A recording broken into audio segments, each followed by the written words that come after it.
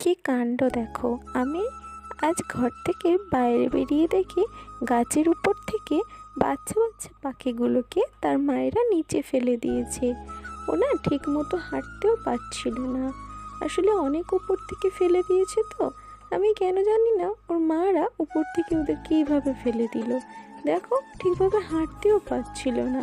তারপর আমি ওদেরকে নিয়ে গিয়ে ওর মায়েদের কাছে ছেড়ে দিচ্ছিলাম। এই যে এই গাছটার উপর থেকে ফেলে দিয়েছিল, কতটা উঁচু থেকে নিচে পড়েছিল পাখির বাচ্চাগুলো। হ্যাঁ, সরেলেই তো খেয়ে নেওয়ার ভয়।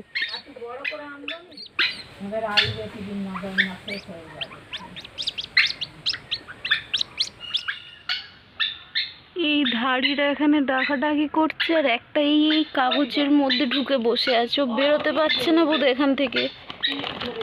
এই যে এর মধ্যে, হ্যাঁ এই যে, আরে বেরিয়ে আয় বাবা, ওর মধ্যে ঢুকিস না। হ্যাঁ চোখ ফুটে গেছে। দেখো কি কিউট না পাখির বাচ্চাগুলো। গাছের উপর থেকে না 4টে পাখির বাচ্চা পড়েছিল। আর আমার মা আর আমি আলোচনা করছিলাম আমাদের বাড়ির আশেপাশে অনেক সরেল, তাই এগুলোকে খেয়ে নিতে পারে।